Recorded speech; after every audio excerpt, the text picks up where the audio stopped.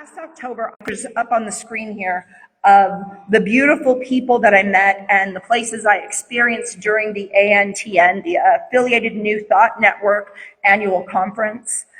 One of those beautiful faces on the screen belongs to my conference bestie, Ginger Coyle. Ginger lives all the way in New Jersey, on the other side of the country, and there was a fancy dinner on the last night with a silent auction to kind of close the event. And she won and was gifted several different lodging packages for like a day or two at a time here in Southern California. Really cool stuff too. She got a teepee for a night in San Diego. I mean, how cool is that? So she told me that night that she was going to pack up her bags and her kids and head this way during the summer. And summer's here, y'all. And so is she. She's coming. She is coming on the 6th. And why am I telling you about her? Because Ginger Coyle is genuinely one of the most talented and kindest and most inspired and most inspiring musicians and metaphysicians I've ever met. And again, Sunday, July 6th, she is coming. Not only will she be here during the service, but she's going to be back to give a concert that night right here in the sanctuary. And we're going to have a reception afterwards so everyone can meet her and kind of get to know her and buy some of her very cool things. I happen to have a couple of her t-shirts and CDs, and the bracelets that I brought back for some of you, they were hers. She has some very cool merch. I never thought I would say that word, but I did because people online will understand me better that way. She has stuff, and it's very cool branded stuff.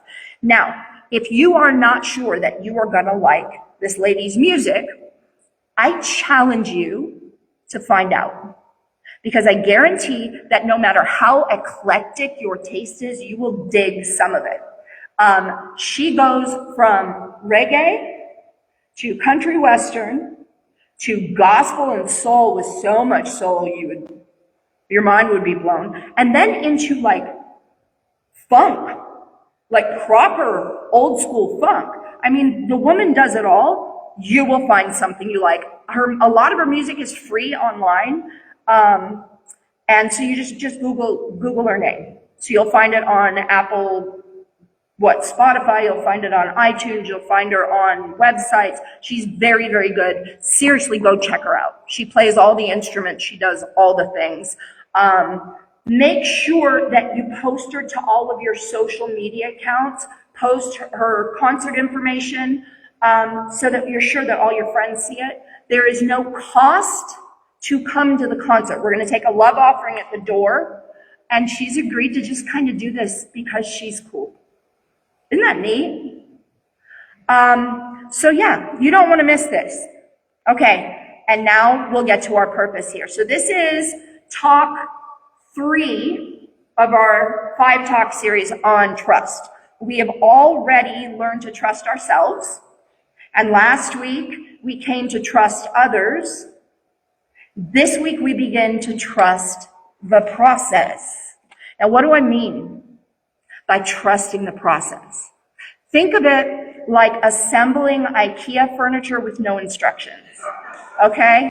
It's just like a box of parts and an Allen wrench that you hope is the right size, and the knowledge that everything in the box will actually make something for sure. You can't be sure what exactly, but you know it'll make sense by the end, probably, right? Because we've all been there with IKEA, haven't we? But you keep turning the screws, trusting that eventually you'll have a piece of furniture, or at least something that resembles one. It's like that in our lives, okay? Our inspirational reading from this morning, from our meditation, Ecclesiastes chapter 3. There is a time for everything, a time to be born and to die, to plant and to reap, to kill and to heal, to break down and build up, to weep and laugh, a time for war and peace. And it goes through a long list of times, then ends with, what profit has a worker in his labor.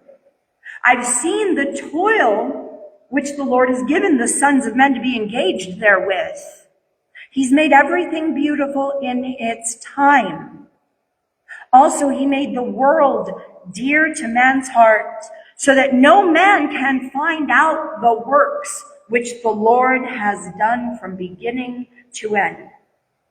What that says to me is that because we keep ourselves busy with all of our worldly pursuits, our big thoughts, all of our opinions and desires and aspirations, we are so in the world, so busy thinking and experiencing that no matter how hard we try to untangle what the future is going to hold, we can't possibly even begin to guess what is planned for us.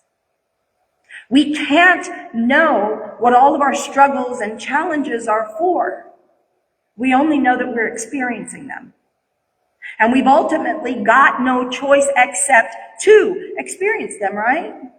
We can fight it, and we can try to do it our way, but when push comes to shove, there's not much we can do other than get through the experience and end up where we end up, right? But even though there isn't a book of instructions or like a very cool magic 8-ball that tells us consistently what's coming and why and how, know that there is a plan. There is a plan.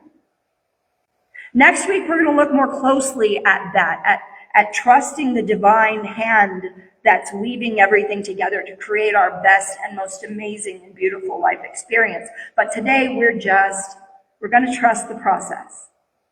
We're going to choose to trust that no matter what's going on or how it appears, everything is coming together.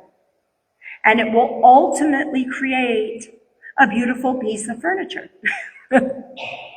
A lady in one of my online groups posted her experience yesterday, and it fit with what we were doing today so perfectly that I had to share it. Her name is Carol. Carol's 4 kids are the same ages as mine. So she has 2 girls and a set of twin boys, and they are literally within a few months of the same age as my boys. So they're all pretty much grown up. And she realized that she doesn't have to hover over them to keep them alive anymore, right? They can be more or less trusted to keep themselves alive safely now. And note that I said more or less, because parents, if you know, you know, right? So Carol decided that she'd like to do something new and exciting with all of her recently rediscovered free time. So she chose to take up pottery classes. She thought it would be a relaxing hobby to help her trust the process. So the first day, she was all smiles, and she was rolling up her sleeves and visualizing herself creating beautiful vases and mugs and artwork. But then came the clay, and it stuck to everything. Her hands and her clothes and her hair, her blob of clay, which she was trying to turn into a pot. It looked more like, she said this, not me. She said it looked like a deflated mushroom. It looked like a deflated mushroom, not like anything you'd want to put on your coffee table. And every time she tried to shape it, it wobbled and it collapsed, and she had to start over. Frustrated, finally, after trying probably a dozen times, she declared, "I don't think I can do this." Have we been there? Yeah, I remember so many times. I didn't think I could ride a bike. That's where it started. And it kept going throughout life, right? I don't think I can do this. And she nearly quit right then. But then her instructor, who was a kind man with a great big grin, but apparently he had even bigger glasses. He had those humongous, like 70s glasses. He said to her, pottery isn't about perfection. It's about learning to let the clay teach you. You can't force it. You have to trust the process. So Carol took a deep breath And she relaxed her grip and she let the clay guide her. And slowly that lumpy mushroom began to transform. And when she finally took her finished piece home, it wasn't perfect, but it was beautiful. It was a unique shape full of character and somehow exactly what she needed. The next morning, her husband, who really did not at all get her new hobby, he couldn't understand why anyone would want to do that, he accidentally knocked her masterpiece off the counter and onto her ceramic tile kitchen floor. And it did not shatter. It bounced. She had accidentally discovered how to make the world's first bouncy vase.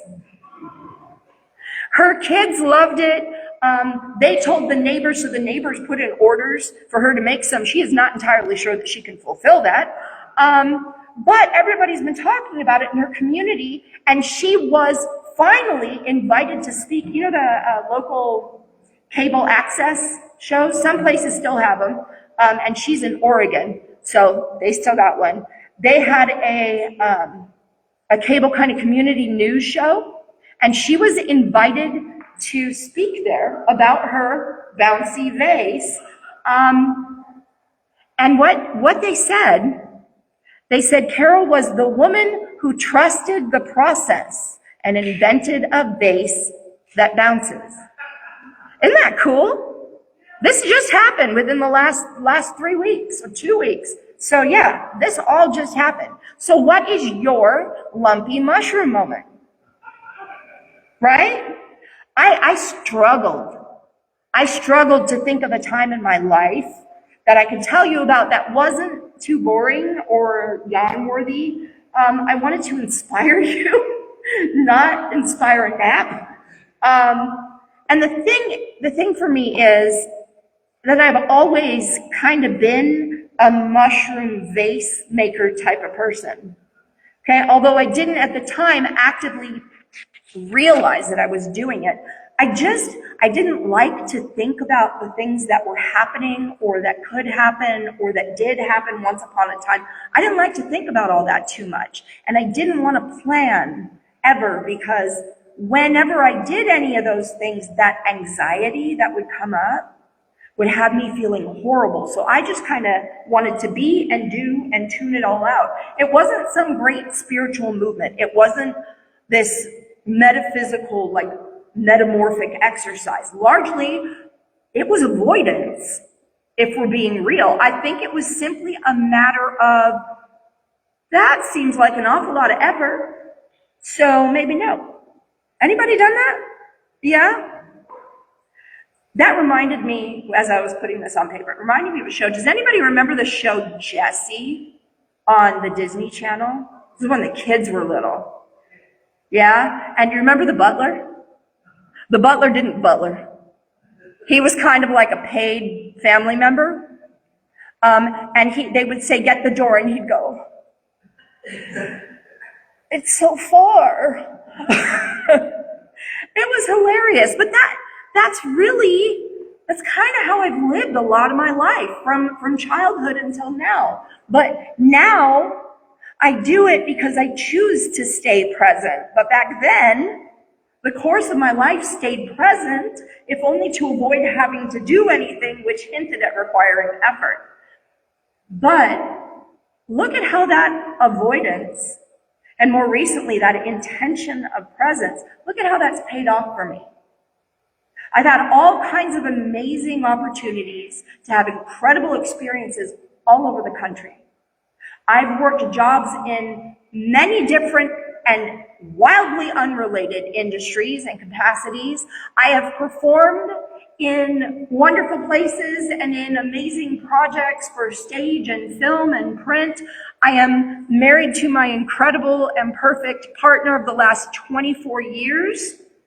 I have 3 truly perfect sons and 3 truly perfect dogs. And now I have the most wonderful, joy-filled job in the world. All of which came about by avoiding and staying in the moment. And I know that sounds silly, but I recently realized, like as recently as last night, I realized that it's quite a bit deeper than it seems, because what I was actually avoiding all this time, what was it?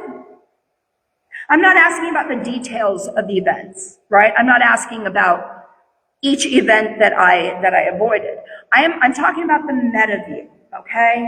When I looked at it from a higher perspective, I realized that I was really avoiding trying to control things happening in my life. I was avoiding making a plan and sticking to it, avoiding trying to force things to happen. I was letting life pan out the way it wanted to and just kind of going along with it all. And it has worked out wonderfully for me. And I know that we've all been taught to plan and fight and work and persevere, and most of us do exactly those things. And a lot of us find ourselves frustrated or infuriated or even hopeless because we haven't found happiness through our planning and our fighting and our working and our focusing on perseverance. We have found that sometimes no matter how hard we work to make something happen, it doesn't sometimes. We keep working on the goal of happiness, but we never seem to get there. And that leaves us feeling kind of gutted, right? I mean, that hurts when you realize that you have deferred happiness so many times that you can't see yourself getting there. And so we come to places like this and we listen to people like me telling us to let go and let God. And a lot of times I think folks discover that they've been planning and working and fighting for so long that they don't know how to exist without doing those things. It's become a default setting to stick to our plan and try to control it all. But here's the truth. Our plan doesn't matter. If it did, we wouldn't have to work or fight to persevere. I want to give you an example of what I'm trying to convey here. That makes sense though, right? Okay. Before I go anywhere with this, I'm going to ask my volunteer, Miss Soloist down there, I'm going to ask her to hand out page 3 of our trust journal. Who's been doing those? Are you finding that you're digging deep in them? Yeah. They're designed to help you find parallels so that you can really step into making that shift. And again, I'm not going to check your work. But if you really want to bust through that mental wall, because that's really what it is. It is a barrier that you've created for yourself. If you really want to burst through that, you want to break it down and enter into the divine flow, this could be the tool that you need.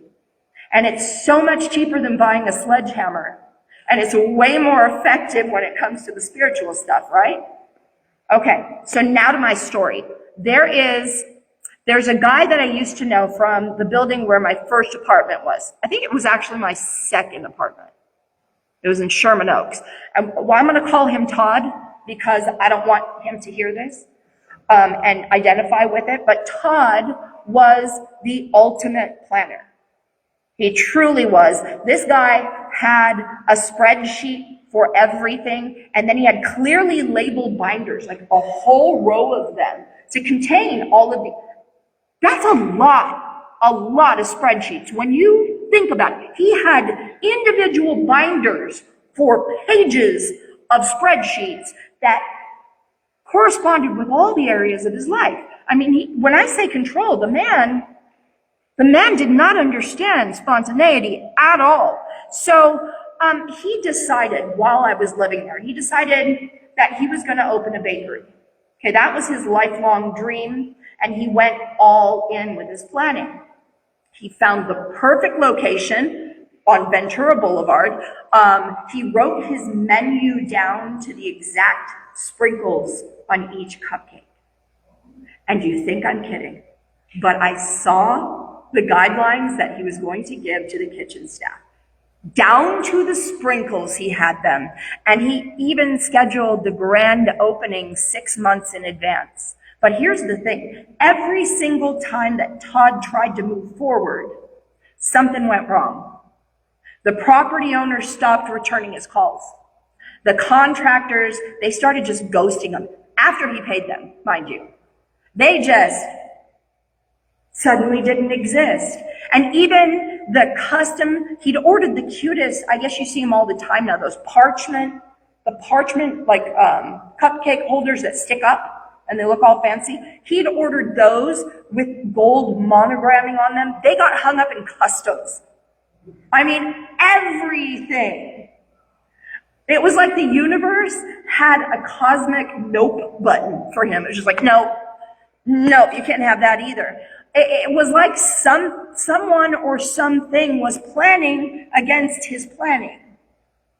And so Todd, being Todd and liking his lists, he doubled down and made more plans. He loved his planning so much that he even planned how he would respond when things didn't go according to plan. Can you imagine that? But he had built into his controls kind of a, I'm not going to freak out button. It was really something to see. It was well thought out and it had its own binder. But eventually Todd hit a wall and he was exhausted and broke and beyond frustrated. And he threw his hands in the air and he finally prayed. And he said, okay, God, I clearly don't have this figured out. Help. And shortly thereafter, that little voice that we learned to listen to, that spoke up, and he realized that he had been so busy trying to control every detail of his life that he'd left no room for the universe to do its thing. He'd planned God out of his life. So that was Todd. Okay, he's the guy who planned every sprinkle, every step, and he hit every obstacle the universe could throw at him. He felt like someone or something was planning against him, even though he planned everything. But then there's a lady I used to work with, and we're going to call her Maria. She is one of those people who just trusts everything all the time. She was the most mellow, friendly person. Everybody knew her by name and sight. She just kind of trusts that everything's going to work out, even when she has no clue how. She dials her trust up in a really wonderful way, though. So she'd always dreamed of going to Italy, and we heard a lot about this dream, all of the wonderful things that she would do. She would always say, someday I'm going to go to Italy, and then she'd laugh about her empty bank account, and she'd go back to her work, completely nonplussed. Well, one day, a guy that worked in, I think he was in HR, he forwarded her an email that he'd gotten that said, win a trip to Italy. And so he forwarded it to her, and Maria, being Maria, she clicked the link and entered without a second thought. Nowadays, we know better, right? We're not clicking a link on anything. But back then, this was the 90s. 90s? Yeah. She didn't expect anything to come out of it. It was an actual contest. It was not installing malware. 3 weeks later, she gets an email that says, congratulations, you've won an all-expense-paid trip to Italy. Tours, hotels, pasta, gondolas, the whole thing. Maria didn't have a vision board. She didn't meditate on it every morning. She held the dream lightly, and then she let life do its thing. And when she finally stood on the edge of the Amalfi Coast, staring out at that big blue sea, she couldn't believe how easily it had all unfolded. It was like it had been planned for her. And that reminds me of my favorite quote from The Science of Mind. Actually, it's one of two. I'm looking at Mona because she knows. The first favorite quote is the opening line. Okay, we all long to see a day when religion and science can walk hand in hand from the visible into the invisible. I love that line. But this particular story reminds me of my other favorite line. And I can't say it's my second because they're both right up there. And that is, it's on page 251. And it's, to the one who can perfectly practice inaction, all things are possible. It's true. You plant the seed and then you believe it will grow. And it does. And here's the thing. Todd's story shows us how sometimes our own plans can tie us in knots. And it can make us feel like the universe is working against us. But Maria's story, it reminds us that sometimes the easiest, most miraculous things happen when we dream our dreams and we envision our visions, and then we let go and we trust that there's a greater plan at work, one that's for us, not against us. And that is what I realized about my own life. So much of what I thought was avoidance was actually me trusting the process, even when I didn't have the language for it. Right? And I know that trusting the process sounds easy when we're talking about winning trips to Italy or stumbling onto a pottery masterpiece. But let's be real. Trusting the process gets hard when the world feels like it's on fire. Right? When there is war on the news or anger on the streets or pain in our life, or the lives of those around us, it's really easy to ask, how could any good possibly come from this? How can I trust that this heartbreak, this injustice, this darkness, how can I trust that it could be a part of some bigger picture of love? But here's what I've come to believe. Even in the horror, even in the chaos, even in the places where it feels like hate has won, there is divine love at work. It's not always obvious. It's not always comfortable. But just like a seed has to break open in dark soil before it can bloom in the sunlight, sometimes the process of transformation looks like brokenness before it looks like beauty. I'm not saying that we should accept injustice or stop working for change. We are called to be the hands and the feet and the eyes of love in the world. But even as we work, we can hold a space in our hearts that says, I trust that there is a higher plan at work here. I trust that even in this darkness, the light is making a way. Because sometimes trusting the process, it means trusting that the divine can use even the worst things for a higher purpose. A purpose that is almost definitely not visible from where we're standing, but one that is still unfolding moment by moment in ways that we may only understand later if we're observant.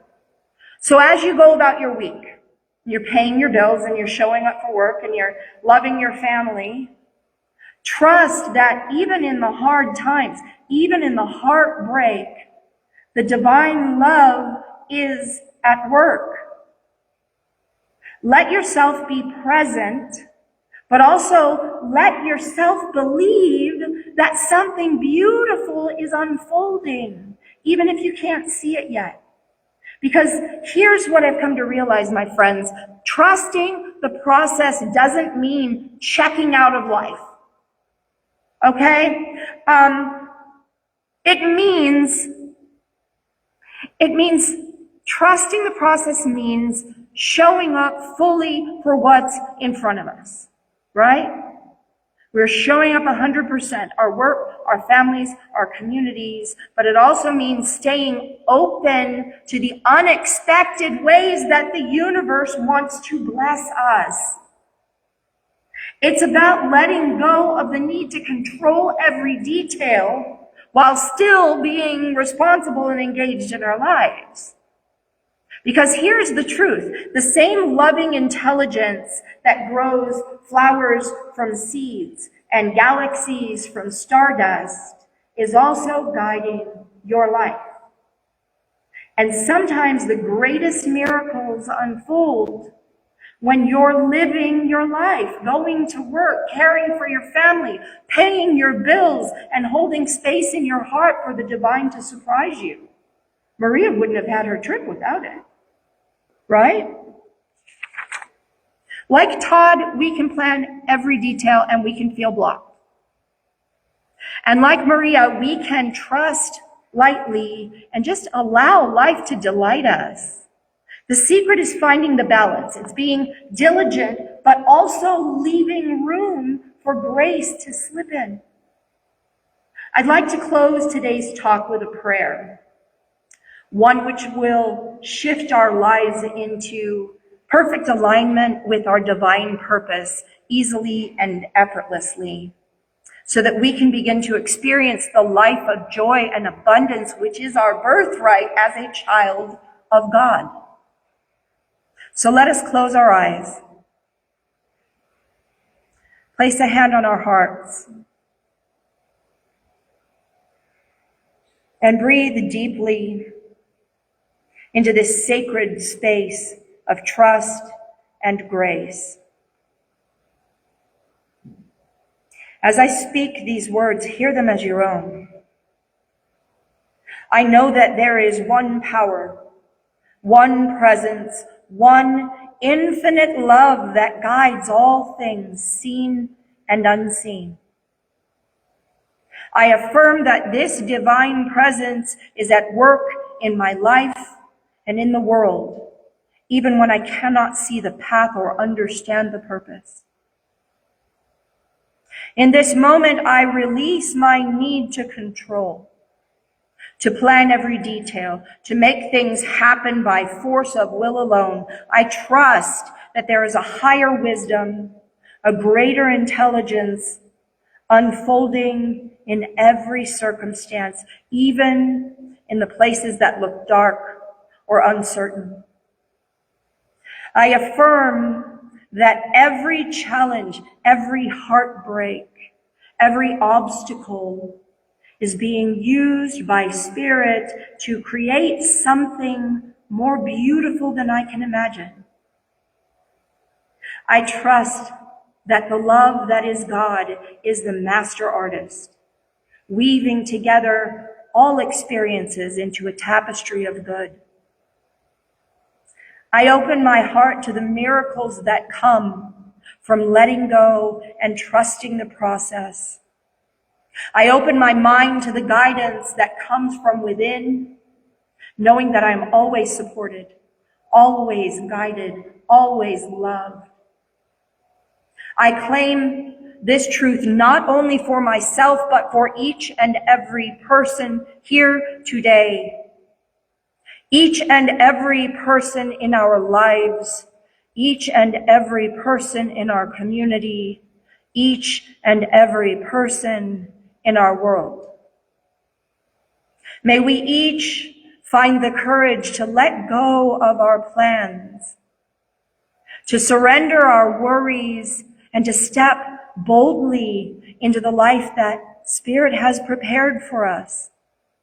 A life of peace, of joy, and of divine abundance. I give thanks for this truth, knowing it is already so. And I give thanks to the Infinite One, within and without. And so it is. Trusting the process doesn't mean giving up.